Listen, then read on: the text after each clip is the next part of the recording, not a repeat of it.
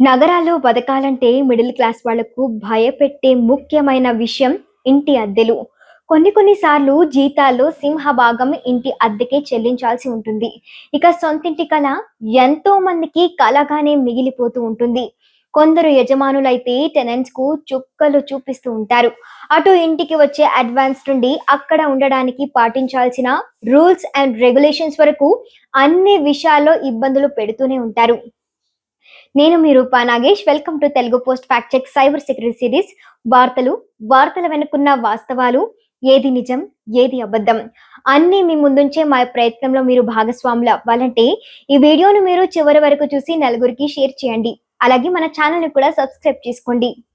ప్రముఖ పట్టణాల్లో ఇంటి అద్దెలు విపరీతంగా పెరిగిపోతూ ఉన్నాయి.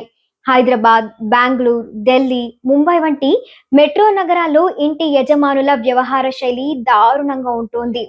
ఇష్టం వచ్చినట్లు అద్దెలు పెంచడం, చెప్పా పెట్టకుండా ఖాళీ చెయ్యమనడం వంటివి చేస్తూ ఉంటారు.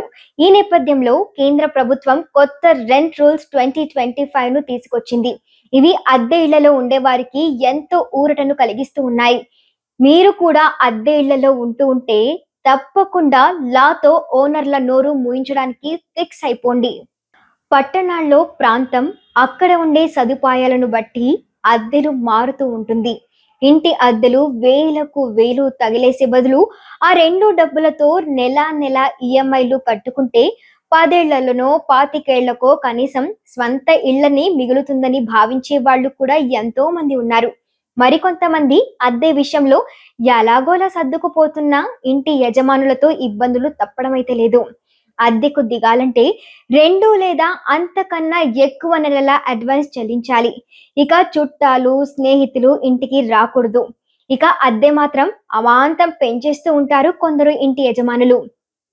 అద్దె విషయంలో సరైన అగ్రిమెంట్ ఇప్పుడిప్పుడు చేసుకుంటూ ఉన్నారు. కానీ నోటి మాట మీద తీసుకుంటే మాత్రం ఇంటి యజమానులు రూల్స్ ఇష్టం వచ్చినట్లు మార్చేస్తూ ఉంటారు. ఈ విషయంలో చాలా చోట్ల అద్దెదారులకు, ఇంటి యజమానులకు మధ్య గొడవలు జరుగుతూనే ఉంటాయి.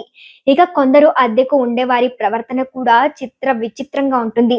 బ్యాచులర్లు వీకెండ్ చేసే రచ్చకు చిరాకొచ్చిన ఎంతో మంది ఓనర్లు వాళ్లకు ఇల్లు అద్దెకు ఇవ్వాలంటే భయపడుతూ ఉంటారు. మొదట 2 3 ఉంటామని చెప్తారు. ఆ తర్వాత అర డజన్‌కు పైగా వచ్చేస్తారు. ఎవరైనా అడిగితే ఫ్రెండ్స్ వీకెండ్ ఎంజాయ్ చేయడానికి వచ్చారంటూ చెప్పేస్తూ ఉంటారు. ఇక నీట్‌గా ఉంచుకుంటారా అంటే అది లేదు. ఇలా ఎవరి సమస్యలు వాళ్ళవే. తప్పు ఇరువైపులా ఉందని మనం భావించవచ్చు. దీంతో కేంద్రం అద్దెదారులు, ఇంటి యజమానుల కోసం కొత్త రెంట్ రూల్స్ తీసుకొచ్చింది. అవి అద్దెదారులతో పాటు ఇంటి యజమానులకు కూడా ఉపయోగపడుతూ ఉంటుంది. ఇకపై అద్దె అగ్రిమెంట్ పూర్తిగా ఆన్లైన్లో డిజిటల్ స్టాంప్ కలిగి ఉండాలని కేంద్రం తెలిపింది. అది కూడా 60 రోజుల్లోపు పూర్తి చేయాలి. ఇక ఇంట్లో అద్దెకు దిగిన తర్వాత 12 నెలలు దాటిన తర్వాతే రెంట్ పెంచాలి. ఆ విషయం అద్దెదారులకు 90 రోజులు అంటే 3 నెలలు ముందుగానే చెప్పాల్సి ఉంటుంది.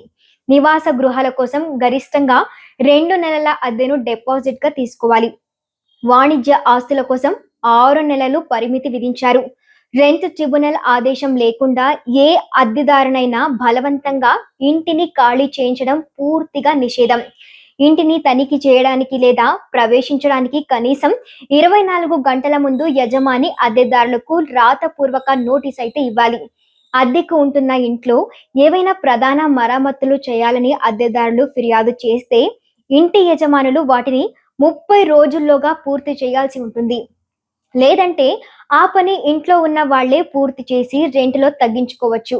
కొత్త రూల్స్ ప్రకారం ఇంటిని ఉన్న పలంగా ఖాళీ చేయడం జరగదు. రెంట్ ట్రిబ్యునల్ నుండి లీగల్ ఆర్డర్ ఖచ్చితంగా తీసుకోవాలి. బలవంతంగా అద్దెదారులను ఖాళీ చేయించడం, నీళ్లు, విద్యుత్తు కట్ చేయడం, బెదిరించడం వంటివి చేయకూడదు.